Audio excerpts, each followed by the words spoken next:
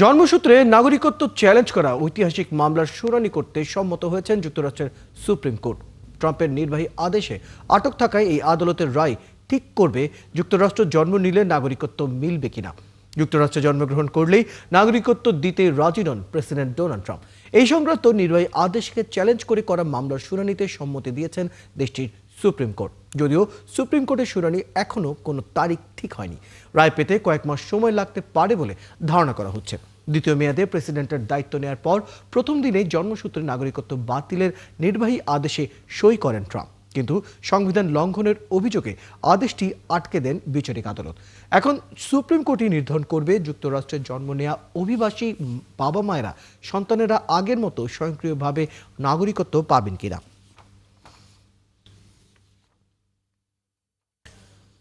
বিশ্বের ৩০টিরও বেশি দেশের নাগরিকদের যুক্তরাষ্ট্রের প্রবেশের নিষেধাজ্ঞা জারির সিদ্ধান্ত দিয়েছেন মার্কিন স্বরাষ্ট্র মন্ত্রণালয় ডিপার্টমেন্ট অব হোমল্যান্ড সিকিউরিটি। বৃহস্পতিবার ফক্স নিউজের দেয়া এক সাক্ষাৎকারে এই তথ্য জানান যুক্তরাষ্ট্রের স্বরাষ্ট্রমন্ত্রী ক্রিস্টি নোয়েম। সাক্ষাৎকারে নোয়েম বলেন, প্রেসিডেন্ট ট্রাম্প নিজে নিয়মিত এই দেশগুলোর অবস্থা পর্যালোচনা করছেন। তিনি জানান, যেসব দেশে স্থিতিশীল সরকার নেই বা যেসব দেশ নিজেদের নাগরিকদের যথাযথভাবে শনাক্ত করতে পারে না, তাদের নাগরিকদের যুক্তরাষ্ট্রে প্রবেশের অনুমতি দেওয়া ঠিক নয়। গত সপ্তাহে যুক্তরাষ্ট্রের রাজধানী ওয়াশিংটন ডিসিতে এক আফগান শরণার্থীর গুলিতে নিহত হন যুক্তরাষ্ট্রের আধা সামরিক বাহিনীর ন্যাশনাল গার্ডের 2 সদস্য। এই ঘটনার পর তাৎক্ষণিক প্রতিক্রিয়া হিসেবে 19টি দেশের নাগরিকদের অভিবাসন সংক্রান্ত যাবতীয় কার্যক্রম বন্ধ করে দেয় যুক্তরাষ্ট্র।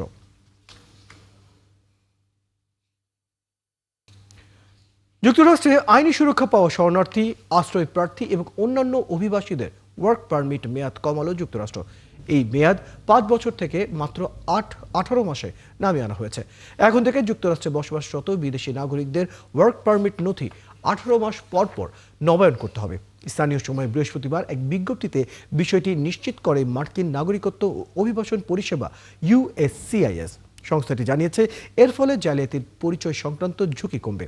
গত 26 নভেম্বর ওয়াশিংটন ডিসিতে ন্যাশনাল সদস্যদের উপর গুলি চালানোর পর অভিবাসন নীতিতে নতুন করে কড়াকড়ি আরোপ করে ট্রাম্প প্রশাসন। এরই মধ্যে USCIS এর তত্ত্বাবধানে থাকা সব আশ্রয়ের আবেদন স্থগিত করেছে দেশটি।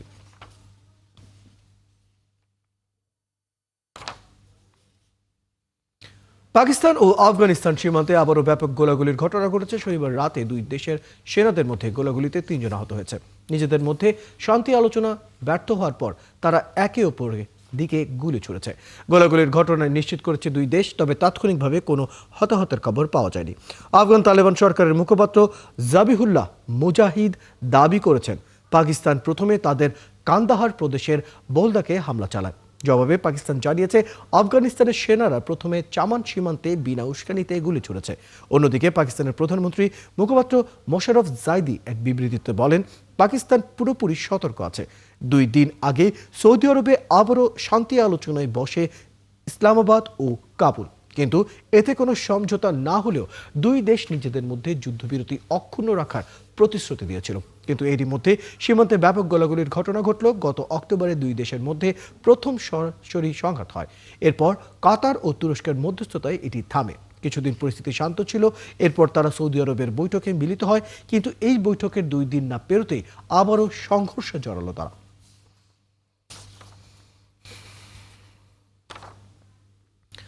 কারাবন্দী পাকিস্তানের সাবেক প্রধানমন্ত্রী ইমরান খানকে মানসিকভাবে অসুস্থ বলেছেন দেশটির সেনাপ্রধান ফিল্ড মার্শাল আসিম মনির।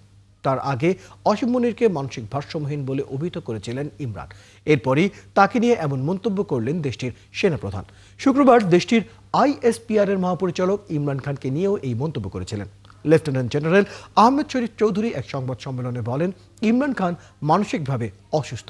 যারা সাবেক প্রধানমন্ত্রীর সঙ্গে দেখা করতে যান তাদের সেনাবাহিনীর বিরুদ্ধে বিষ ছড়ানোর কাজে ব্যবহার করা হচ্ছে। তবে পাকিস্তানের সেনাবাহিনী ও জনগণের মধ্যে বিভাজন তৈরির চেষ্টা হলে তা সহ্য করবে না বলেও হুঁশিয়ারি করেন তিনি। গত 3 ডিসেম্বর ইমরান খানের এক্স অ্যাকাউন্টে সেনাপ্রধান আসিম মুনিরের সমালোচনা করে একটি পোস্ট করা হয়।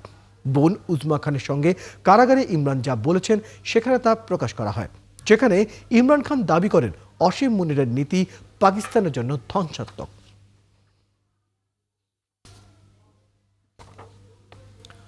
আফগানিস্তানে তালেবান সরকারের 4 কর্মকর্তার উপর আর্থিক নিষেধাজ্ঞা ও ভ্রমণ নিষেধাজ্ঞা আরোপ করেছে অস্ট্রেলিয়া।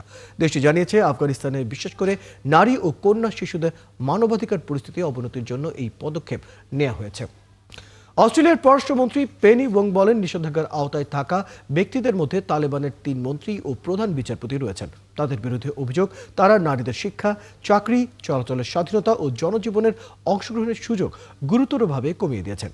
এই ব্যবস্থা অস্ট্রেলিয়ার নতুন নীতি কাঠামোর অংশ, যার মাধ্যমে দেশটি নিজস্বভাবে নিষেধাজ্ঞা ও ভ্রমণ নিষেধাজ্ঞা আরোপ করে তালেবানের উপর চাপ বাড়াতে পারে এবং আফগান জনগণের উপর দমন পীড়ন বন্ধে পদক্ষেপ নিতে পারে।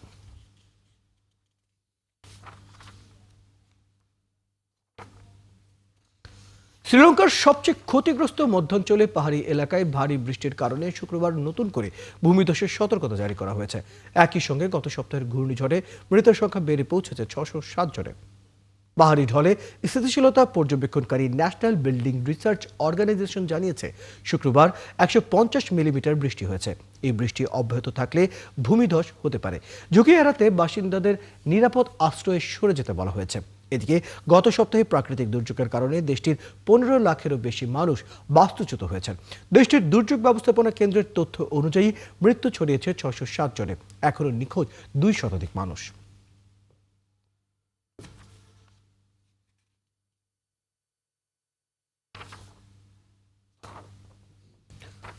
ভারতকে নিরবিচ্ছিন্নভাবে জ্বালানি তেল সরবরাহ করার ঘোষণা দিয়েছে রাশিয়ার প্রেসিডেন্ট ভ্লাদিমির পুতিন। পাশাপাশি সন্ত্রাসের বিরুদ্ধে এক হয়ে লড়াইয়ের কথাও জানিয়েছেন তিনি। দিল্লির রাষ্ট্রীয় ভবন হায়দ্রাবাদ হাউসে ভারতের প্রধানমন্ত্রী নরেন্দ্র মোদীর সঙ্গে দ্বিপক্ষীয় বৈঠক শেষে এক সংবাদ সম্মেলনে একথা জানান পুতিন। বিস্তারিত আরিফুল ইসলামের প্রতিবেদনে। দুদিনের সফরে ভারতে এসেছিলেন রুশ প্রেসিডেন্ট ভ্লাদিমির পুতিন। সফরের দ্বিতীয় দিন শুক্রবার তাকে ভারতের রাষ্ট্রপতি ভবনে আনুষ্ঠানিক অভ্যর্থনা জানান রাষ্ট্রপতি দ্রৌপদী মুর্মু। সেখানে তাকে গার্ড অফ অনার প্রদান করা হয়। পরে রাজঘাটে মহাত্মা গান্ধীর স্মৃতিসৌধে শ্রদ্ধা জানান পুতিন।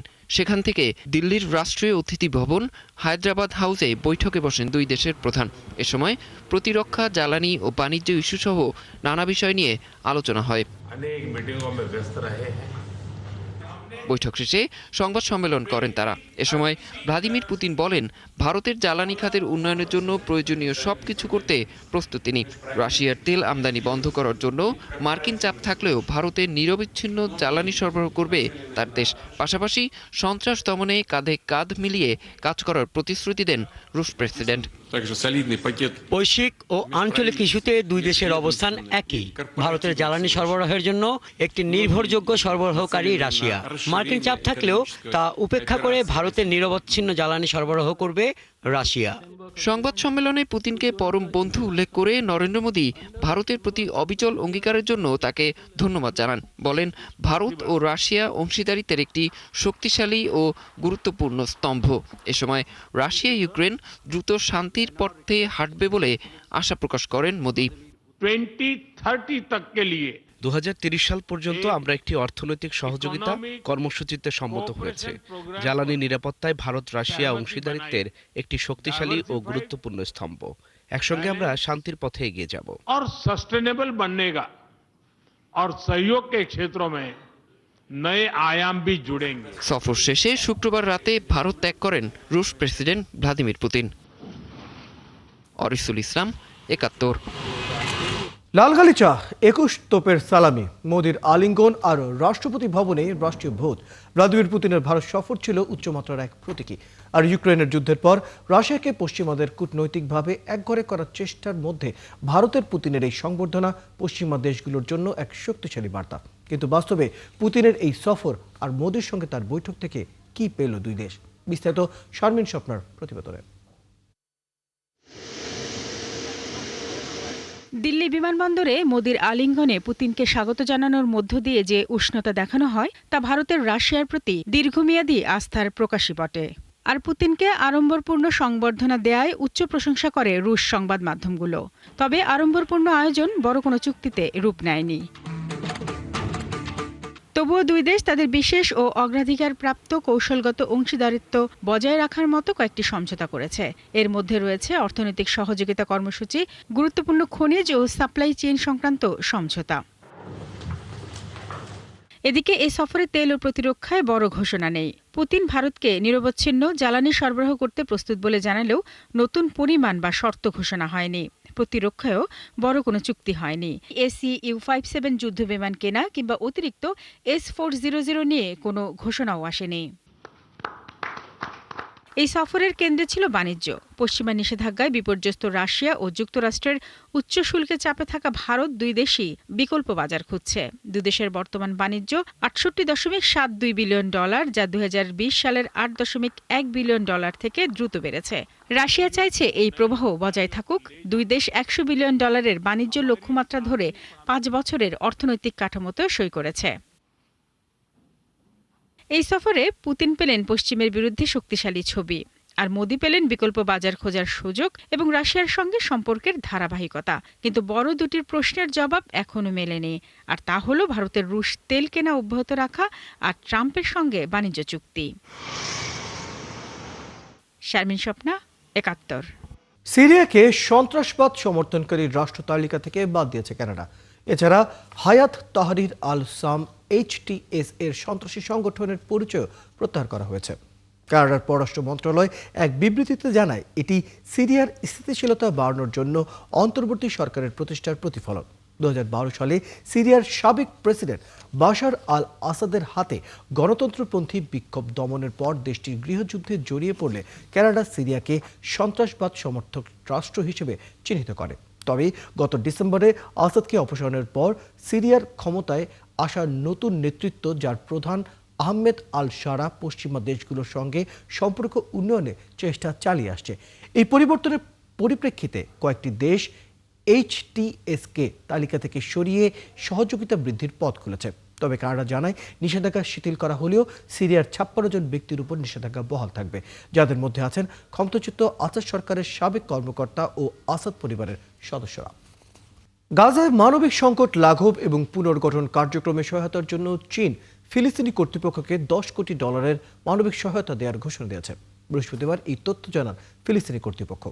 এই ঘোষণায় বেইজিং ফ্রান্সের প্রেসিডেন্ট এমানুয়েল ম্যাখোর সঙ্গে এক যৌথ সংবাদ সম্মেলনে এই ঘোষণা দেওয়া হয়। ঘোষণার পর ফিলিস্তিনি প্রেসিডেন্ট মাহমুদ আব্বাস চীনের প্রেসিডেন্ট শি জিনপিংকে কৃতজ্ঞতা জানিয়ে একটি চিঠি পাঠান। চীনের রাষ্ট্রীয় বার্তা সংস্থা সিনহুয়ের প্রতিবেদনে বলা হয়েছে, প্রেসিডেন্ট শি বলেছেন, ফিলিস্তিন সমস্যার একটি পূর্ণাঙ্গ, ন্যায্য ও স্থায়ী সমাধান দ্রুত এগিয়ে নিতে চীন ফ্রান্সের সঙ্গে কাজ করবে। তিনি বৈশ্বিক পরিবর্তনের মধ্যেও দুই দেশের কৌশলগত দৃষ্টিভঙ্গি, পারস্পরিক সমর্থন ও দ্বিপক্ষীয় সম্পর্কের রাজনৈতিক ভিত্তি বজায় রাখার গুরুত্বের উপর জোর দেন। তিনি 3 দিনের সফরে চীন সফররত ম্যাখো সেপ্টেম্বর মাসে নিউ ইয়র্কের সৌদি পররাষ্ট্রমন্ত্রী প্রিন্স ফয়সাল বিন ফরহানের সঙ্গে যৌথভাবে একটি উচ্চ পর্যায়ের সম্মেলনের সহসভাপতিত্ব করেন, যার উদ্দেশ্য ছিল দুই রাষ্ট্র সমাধানের পক্ষে সমর্থন আদায় এবং একটি ফিলিস্তিনি রাষ্ট্রের স্বীকৃতি নিশ্চিত করা।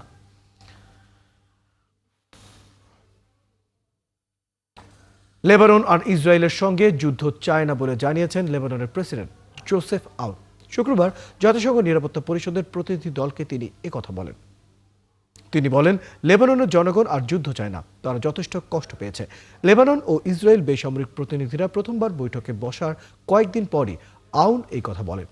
তিনি জাতিসংঘের প্রতিনিধি দলের কাছে লেবাননের সেনাবাহিনীকে রাষ্ট্র বহির্ভূত সশস্ত্র গোষ্ঠী নিরীক্ষকরণের সহায়তা দেওয়ার আহ্বান জানান।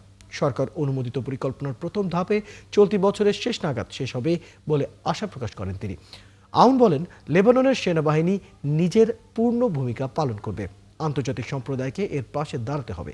2024 সালের নভেম্বরে ইসরায়েল হিজবুল্লাহর মধ্যে যে যুদ্ধবিরতি হয়েছিল তা সত্ত্বেও ইসরায়েল দক্ষিণ লেবাননের 5টি কৌশলগত এলাকায় সেনা মোতায়েন এবং হামলা অব্যাহত রেখেছে।